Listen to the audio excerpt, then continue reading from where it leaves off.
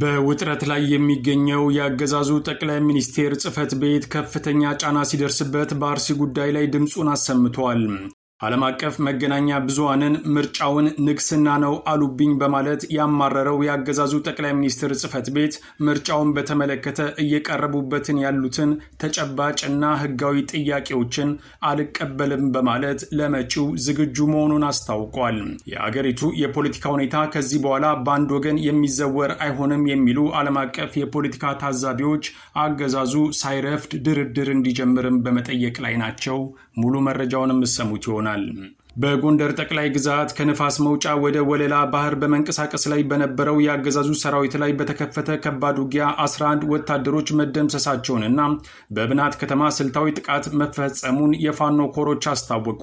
በገዳባ ጊሳ ወንዝና በጠጅ ውሃ ገብርኤል አካባቢዎች ለሰዓታት በዘለቀው በዚህ ውጊያ የአንበሳው ጋይንት ክፍለ ጦር የጠላት እንቅስቃሴ ሙሉ በሙሉ ያከሸፈ ሲሆን የ204ኛ ኮር ደግሞ በብናት ከተማ የሰርጂካል ኦፕሬሽን ጥቃት ፈጽመዋል። የምትሰሙት ይሆናል።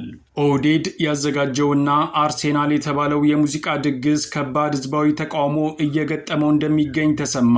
ከግድያ ማግስት ተቀጣሪ አርቲስቶችን የሙዚቃ ድግስ ላይ በማሰማራት የሚታወቀው አብይ አህመድ በነገው ዕለት በአርቲስቶቹ በኩል አዲስ አበባ ስታዲየም ውስጥ የሙዚቃ ድግስ አዘጋጅተዋል። ህዝቡ በሞት አፋፍ ላይ እንደሆነ በመረዳት የኦህዴድ የሙዚቃ ድግስን ወደ ተቃውሞ በመቀየር ራሱንና ሀገሩን እንዲታደግ ጥሪ ቀርበዋል። ሰሙታላችሁ። በአርሲ አሰኮ ወረዳ ከሰሞኑ በደረሰው አሰቃቂ ጥቃት ህይወታቸው ያለፉ ዜጎች ቁጥር 53 መድረሱንና የ190 ሰዎች ደብዛ መጥፋቱን መሰረት ሚዲያ ከነዋሪዎቹ ያሰባሰበው አዲስ መረጃ አጋልጧል። በጥቃቱ 308 ቤቶችና 2 ቤተ ክርስቲያናት ሙሉ በሙሉ በወደሙበት በዚህ ክስተት ጠቅላላ የተፈናቀሉ 1875 ዜጎች በተለያዩ አድባራትና ከተሞች ተጠልለው የሚገኙ ሲሆን ተኩሱ ከዛሬ ጠዋት ጀምሮ ቢቆምም ህዝቡ ወደ ቀየው መመለስ አለመቻሉ ታውቋል። አሁን በቀጥታ ወደ ዝርዝሩ አልፈናል።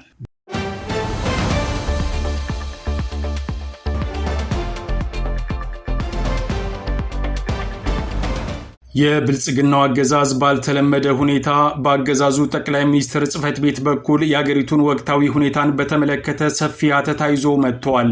የበርካታ ዜጎች ህይወት ሲያልፍ እንዳላየ በመሆንና ፓርክ በመመረቅ ስራ ላይ ሲውል የሚታየው አገዛዙ አሁን የወንበሩ ጉዳይ እጅግ ያሳሰበውም ይመስላል ተብሏል። ብልጽግና ዓለም አቀፍ መገናኛ ብዙሃንን ክፉኛ የተቸ ሲሆን ምርጫውን ምርጫ ሳይሆን ንግስና ነው ብለው ለዓለም ነገሩብኝ የሚል ክስ ይዞ መጥቷል።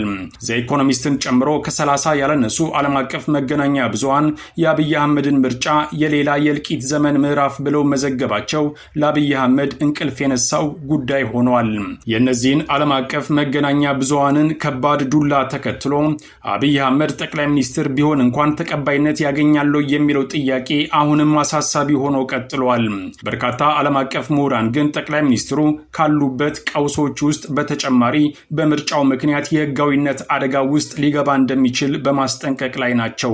ይህም ቢሆን ግን ቅሉ የአገሪቱ ጠቅላይ ሚኒስትር ጽሕፈት ቤት ከዚህ በኋላ ከምርጫ ጋር በተያያዘ ያሉ ጥያቄዎችን እንደማይቀበልና በዛው መስመር እንደሚቀጥል ማስፈራሪያ ያዘለ መልእክቱን ለማስተላለፍ ተገደዋል። የአብይ አህመድ አገዛዝ በሚጠበቅ መልኩ ይህን አቋሙን ቢገልጽም ከዚህ በኋላ ኢትዮጵያ ባልተመረጠ መንግስት መመራቷ አይቀሬ ነው፣ መዘዙም የከፋ ሊሆን ይችላል የሚሉ ማስጠንቀቂያዎች በመሰማት ላይ ናቸው። ይህ ሁኔታ አሁን ሳይሆን በማንኛውም ሰዓት ሊፈነዳ በሚችል ጥያቄ ሊታይ ይችላል የሚሉት የአስራት ፖለቲካዊ ታዛቢዎች ነገሩ ወደ ጥሩ እያመራ እንዳልሆነ ስጋታቸውን አክለዋል።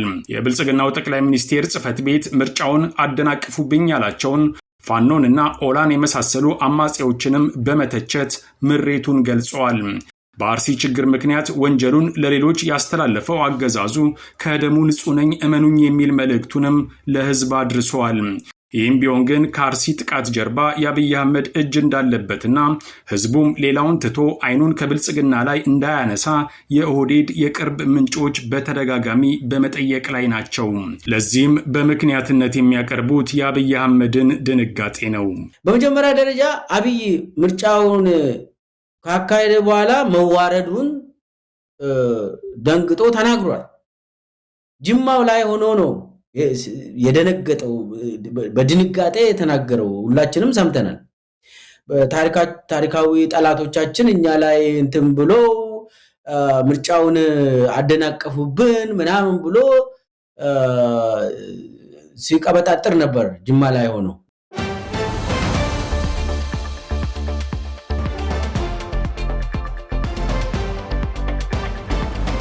በጎንደር ጠቅላይ ግዛት ከንፋስ መውጫ ወደ ወለላ ባህር በመንቀሳቀስ ላይ በነበረው የአገዛዙ ሰራዊት ላይ በተከፈተ ከባድ ውጊያ 11 ወታደሮች መደምሰሳቸውንና በብናት ከተማ ስልታዊ ጥቃት መፈጸሙን የፋኖ ኮሮች አስታወቁ። በገዳባ ጊሳ ወንዝና በጠጅ ውሃ ገብርኤል አካባቢዎች ለሰዓታት በዘለቀው በዚህ ውጊያ የአንበሳው ጋይንት ክፍለ ጦር የጠላት እንቅስቃሴ ሙሉ በሙሉን ያከሸፈ ሲሆን የ204ኛ ኮር ደግሞ በብናት ከተማ የሰርጂካል ኦፕሬሽን ጥቃት ፈጽመዋል። ተጨማሪው እንደሚከተለው ይቀርባል። በጋይንት ከፍተኛ ውጊያ መቀስቀሱና በአገዛዙ ኃይል ላይ በተፈጸመ ጥቃት ከባድ ኪሳራ መድረሱ ተሰምቷል። የአማራ ፋኖ ብሔራዊ ንቅናቄ ጎንደር ጠቅላይ ግዛት በላይ እዝ አንበሳው ጋይንት ክፍለ ጦር ብርሃን ክንዴ ሻለቃ በብልጽግና ኃይል ላይ ከባድ ኪሳራ ማድረሱንም የ206ኛ ከፍ ያለው ደሴ ኮር ቃል አቀባይ ክፍል ለአስራት ገልጿል። በጥቃቱም የአገዛዙ ሰራዊት እንቅስቃሴ ሙሉ በሙሉ መክሸፉን አስታውቋል። ውጊያው ለረዥም ሰዓታት በጽናትና በጀግንነት የተካሄደ መሆኑንም ኮሩ ለጣቢያችን ገልጿል። በዛሬው ዕለት ግንቦት 28 ቀን 2018 ዓ.ም ከጠዋቱ 1 ሰዓት ተኩል ጀምሮ እስከ ቀኑ 7 ሰዓት ድረስ ለረዥም ሰዓታት በከፍተኛ ትንቅንቅም ውጊያው መቀጠሉ ተሰምቷል። ወታደራዊ እርምጃው የተወሰደው ከንፋስ መውጫ ተነስቶ ወደ ወለላ ባህር በመንቀሳቀስ ላይ በነበረው የብልጽግና ኃይል ላይም ነው ተብሏል። ውጊያው በገደባ ጊሳ ወንዝ፣ በገደባ መርቆሪዎስ ፈረስ መጋለቢያ፣ በቀንበር ቁረጥና በጠጅ ውሃ ገብርኤል አካባቢዎች መካሄዱንም እዙ ለጣቢያችን በላከው መረጃ አስታውቋል። በሻለቃ በአንቲ አበባው የተመራው ይህ ወታደራዊ ኦፕሬሽንም በጠላት ላይ ከፍተኛ ሰብአዊ ጉዳት አድርሷል ያለው የዙ መረጃ ውጊያውን በበላይነት የመሩት የአንበሳው ጋይንት ክፍለ ጦር ግራዝማች አድማሱ በላይ ብርጌድ ብርሃን ክንዴና ዋና አዛዥ ሻለቃ በአንቲ አበባው ናቸውም ብሏል። በዚህ የተቀናጀ ጥቃት 11 ያገዛዙ ሰራዊት አባላት ሲደመሰሱ ከ17 በላይ የሚሆኑ የጠላት ወታደሮችም ቀላልና ከባድ ቁስለኛ መሆናቸው ታውቋል። ከዚያ ወደ ውጊያ በተጨማሪ ሌላኛው የፋኖ ኮርም የተሳካ እርምጃ መውሰዱን በዕለቱ አስታውቋል። ኦፕሬሽኑ የተፈጸመው በ204ኛ አስቻለው ደሴ ኮር አማካኝነት ሲሆን ከዚህ በፊት የፋኖን ኃይል ከድቶ የብልጽግናን አገዛዝ በተቀላቀለ ግለሰብ ላይ እርምጃ መውሰዱን ኮሩ ለጣቢያችን በላከው የግንባር መረጃ ጨምሮ ገልጿል።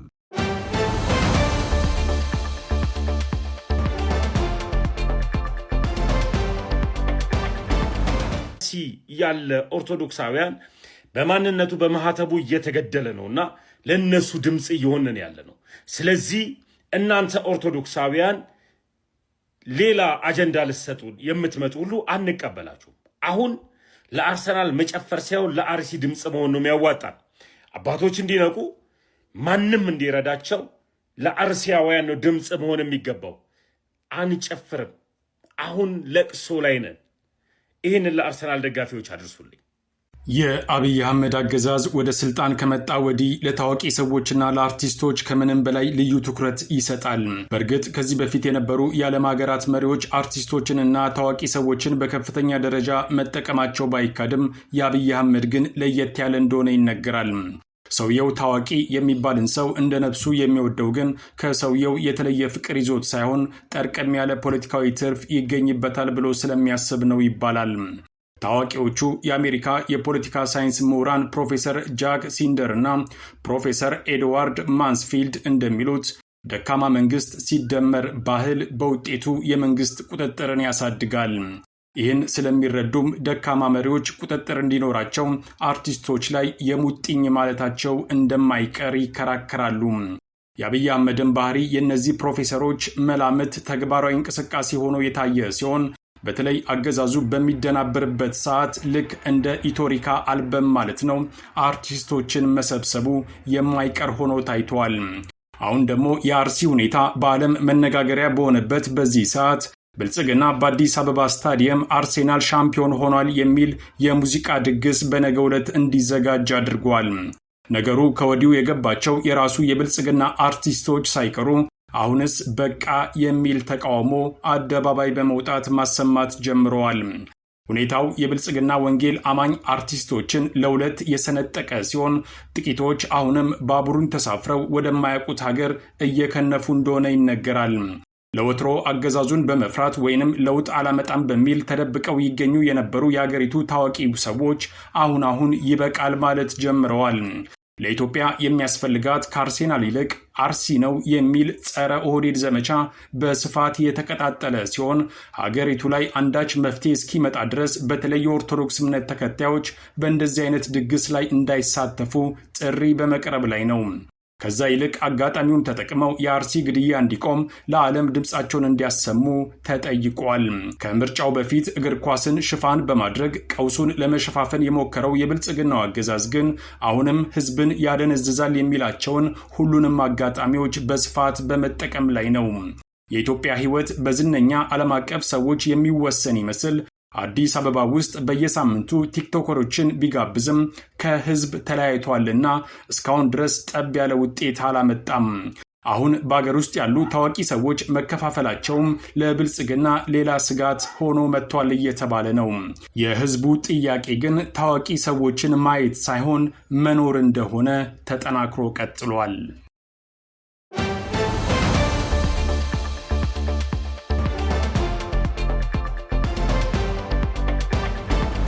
የአፋብን ሸዋ ጠቅላይ ግዛት አሳምነው እዝ እየተዋጋን እንሰለጥናለን እየሰለጠንን እንዋጋለን በሚል መርህ ለረጅም ወራት በልዩ ሁኔታ ያሰለጠናቸውን የኮማንዶ አባላት የእዙ ዋና መሪ ኢንጂነር ደሳለኝ ሲያስብ ሸዋ በተገኙበት በደማቅ ሁኔታ አስመርቋል።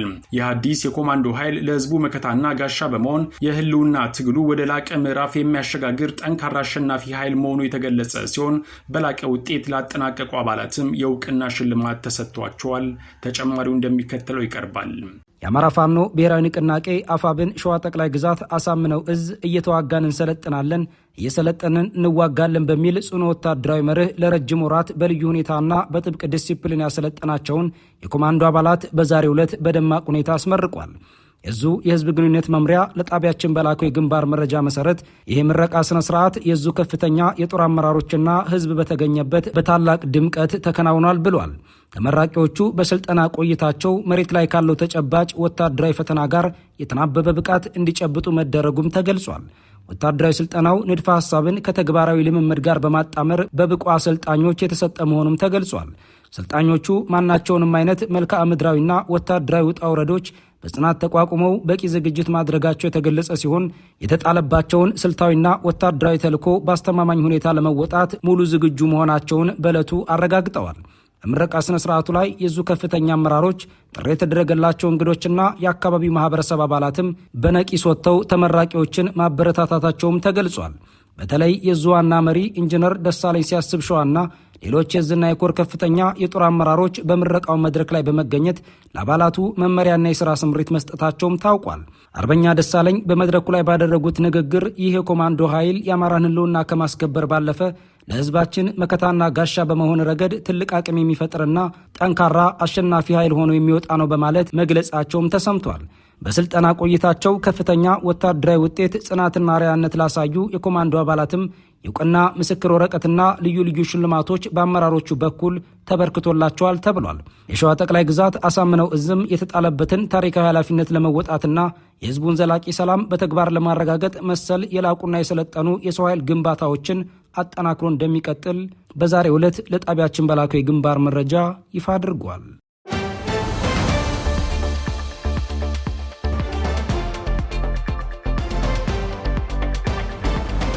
በአርሲ አሰኮ ወረዳ ከሰሞኑ በደረሰው አሰቃቂ ጥቃት ሕይወታቸው ያለፉ ዜጎች ቁጥር 53 መድረሱንና የ190 ሰዎች ደብዛ መጥፋቱን መሰረት ሚዲያ ከነዋሪዎቹ ያሰባሰበው አዲስ መረጃ አጋልጧል። በጥቃቱ 308 ቤቶችና 2 ቤተ ክርስቲያናት ሙሉ በሙሉ በወደሙበት በዚህ ክስተት ጠቅላላ የተፈናቀሉ 1875 ዜጎች በተለያዩ አድባራትና ከተሞች ተጠልለው የሚገኙ ሲሆን ተኩሱ ከዛሬ ጠዋት ጀምሮ ቢቆምም ህዝቡ ወደ ቀየው መመለስ አለመቻሉ ታውቋል። ተጨማሪው እንደሚከተለው ይቀርባል። በአርሲ አሰኮ ወረዳ የሟቾች ቁጥር 53 መድረሱና የተፈናቀሉ ዜጎች ቁጥር ደግሞ ወደ 2000 መጠጋቱና የ190 ሰዎች ደብዛ መጥፋቱ ተሰምቷል። መሰረት ሚዲያ ከተለያዩ ምንጮችና ከአካባቢው ነዋሪዎች ባሰባሰበው አዲስ መረጃ በምስራቅ አርሲ አሰኮ ወረዳ ከሰሞኑ የደረሰውን አሰቃቂ ጥቃትና የደረሰውን ሰብአዊና ቁሳዊ ውድመት በዝርዝር ይፋ አድርጓል። ከሰሞኑ በአርሲ አሰኮ ወረዳ የተፈጸመውን ጥቃት ተከትሎ የወጡ መረጃዎች እንደሚያመለክቱትም የጉዳቱ ሰለባዎች ቁጥር በከፍተኛ ደረጃ መጨመሩ ተነግሯል። ከአካባቢው ማህበረሰብ የተገኙ አዳዲስ መረጃዎች እንዳመላከቱት በጥቃቱ ሳቢያ በንጹሃን ዜጎች ላይ የደረሰው የህይወት መጥፋትና የአካል ጉዳት ቁጥርም 53 መድረሱ ታውቋል። ጥቃቱን ተከትሎ ሸሽተው ወይም ተገደው የደረሱበት ያልታወቁና ደብዛቸው የጠፉ ዜጎች ቁጥርም 190 መድረሱ ተሰምቷል። በተለያዩ የጦር መሳሪያዎችና የኃይል እርምጃዎች ሳቢያም የአካል ጉዳት የደረሰባቸው ወገኖች ቁጥር 47 መሆኑን ምንጮቹን ዋቢ አድርጎ መሰረት ሚዲያ ዘግቧል። በአሁኑ ሰዓትም በታጣቂዎች እጅ ታግተው የሚገኙና ለማስለቀቂያ ከፍተኛ የገንዘብ ክፍያ የተጠየቀባቸው ዜጎች ቁጥር 6 መሆኑ ተረጋግጧል። የነዋሪዎችን መተዳደሪያና የሃይማኖት መቅደሶችን ኢላማ ያደረገው ጥቃቱ ባደረሰው ቁሳዊ ኪሳራ በአጠቃላይ 308 መኖሪያ ቤቶች ሙሉ በሙሉ በእሳት እንዲወድሙ መደረጋቸውም ተገልጿል።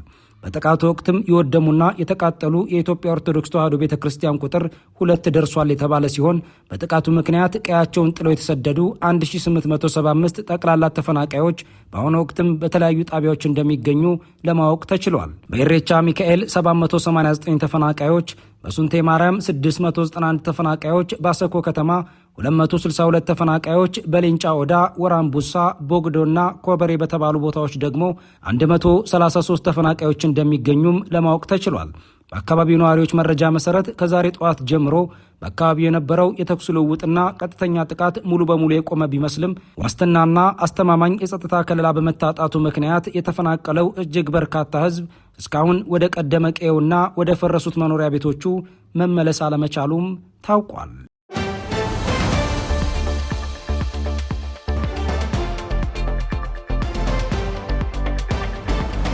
ከአስራት ብሮድካስቲንግ ሰርቪስ ለዕለቱ የነበረን ዜና ይህን ይመስላል። አብራችሁን ስለነበራችሁ ከልብ እናመሰግናለን። በያላችሁበት ሰላም